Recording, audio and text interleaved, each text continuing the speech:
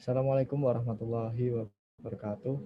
Halo teman-teman semuanya, kami dari kelompok 9 akan menyampaikan eh, hasil diskusi tentang PKM GT sebagai tugas bahasa Indonesia. Topiknya menjauhkan paham radikalisme dalam perspektif keagamaan dengan pendidikan serta organisasi kemasyarakatan berbasis Pancasila. Next.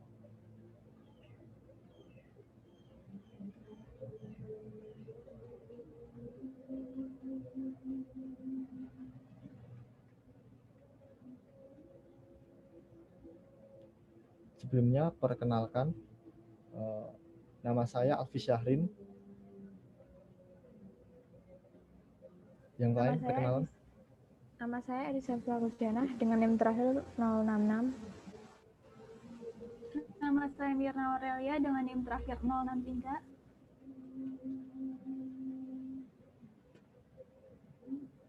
Nama saya Larusafa Akile dan NIM terakhir 061.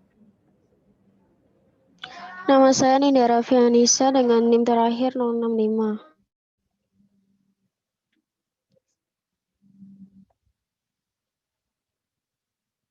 Latar belakang.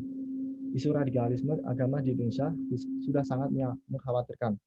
Munculnya paham-paham radikal yang mengatasnamakan agama sudah lama terjadi di Indonesia. Mulai dari isu terorisme hingga mencuatnya ISIS atau Islamic State of Iraq and Syria. Lalu di Indonesia sendiri pernah terjadi peristiwa mengenaskan beberapa bom bunuh diri yang didalangi oleh kelompok-kelompok radikal yang merupakan organisasi fundamentalisme Islam.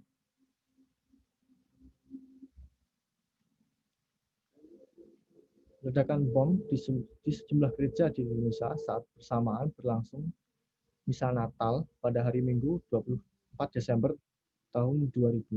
Tidak hanya itu, tahun 2002 di Hotel Marriott, Jakarta, terjadi ledakan bom yang memakan korban dan semuanya adalah non-muslim.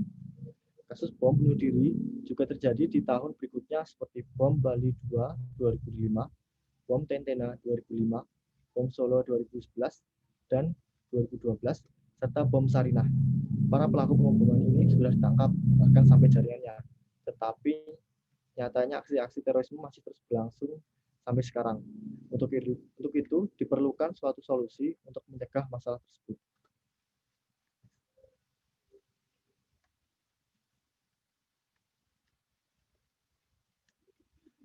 Nah, tujuan dan manfaat yang ingin dicapai.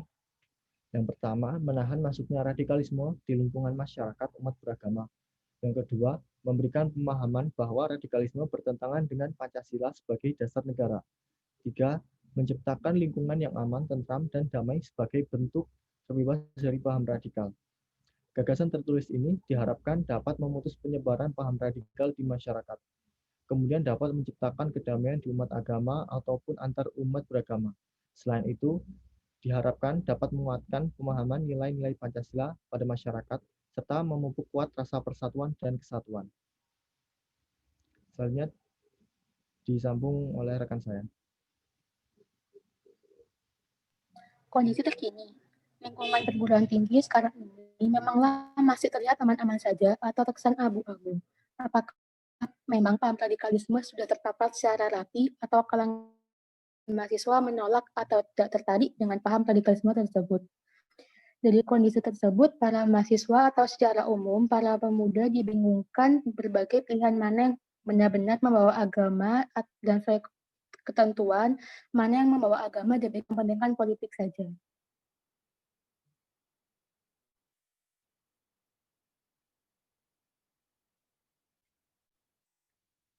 Solusi yang pernah ditawarkan, dilansir dari kureta.com tahun 2018, sedang diupayakan pemerintah pada saat ini, yakni menerbitkan undang-undang anti-terorisme, di mana sebelum tanggal 14 Februari nanti, undang-undang ini akan diresmikan oleh pemerintah bersama dengan DPR.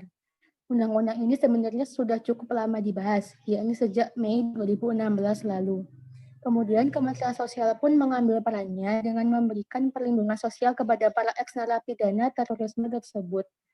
Dengan memberikan bantuan sosial melalui Kartu Indonesia Pintar, Kartu Indonesia Sehat, dan jaminan untuk bisa mendapatkan pekerjaan yang lebih layak, sehingga mereka tidak kembali ke pola yang dulu.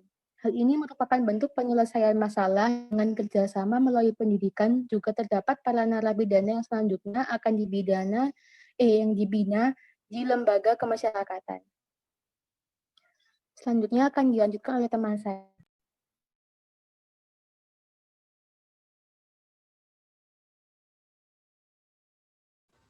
Selanjutnya, gagasan baru yang ditawarkan. Pertama, menggalakkan sosialisasi ke daerah-daerah yang teridentifikasi terdapat kelompok radikal.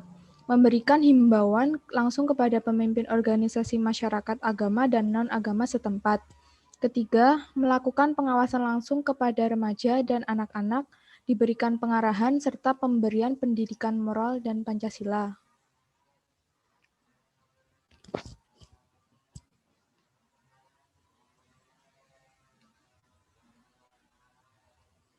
Pihak yang membantu untuk mengimplementasikan gagasan.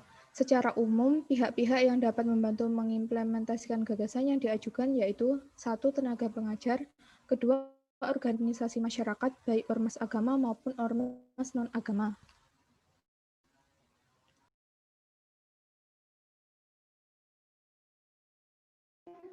Langkah-langkah yang dilakukan untuk mengimplementasikan gagasan.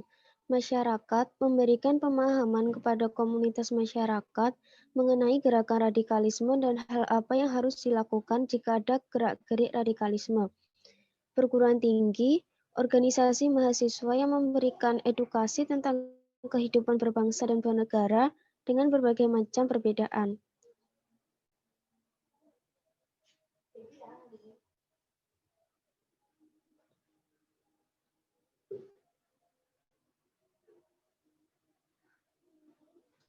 Inti gagasan.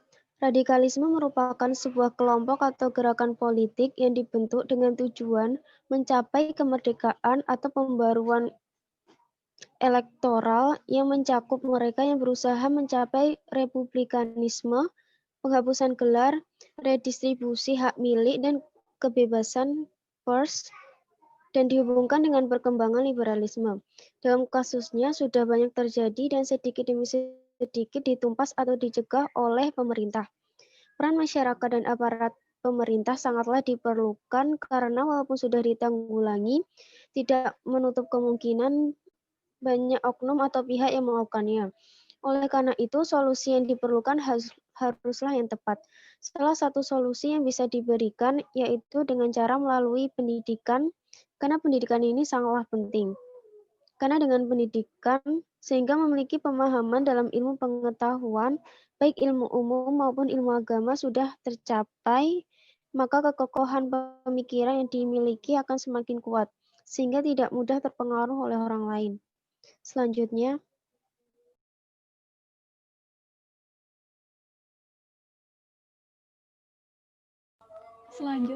yaitu teknik implementasi.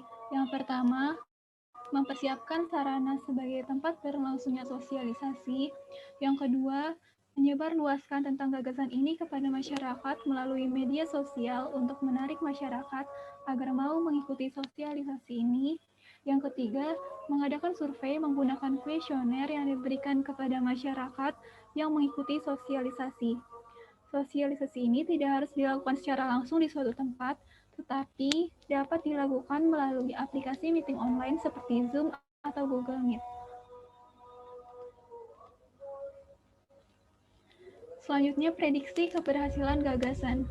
Hasil yang akan diperoleh apabila gerakan ini dapat dilaksanakan dengan baik yakni yang pertama, dapat mengoptimalkan peran perguruan tinggi dalam mendidik mahasiswa.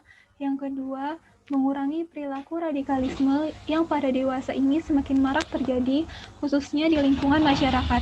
Yang ketiga, dapat membentuk suatu hubungan yang selaras, yakni hubungan yang baik antara penganut suatu paham dengan paham lain yang dapat menciptakan lingkungan yang harmonis.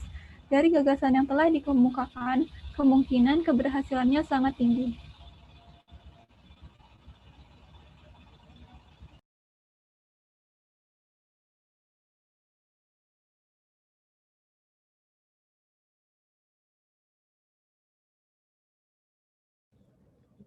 Nah, itu tadi pemaparan dari kami.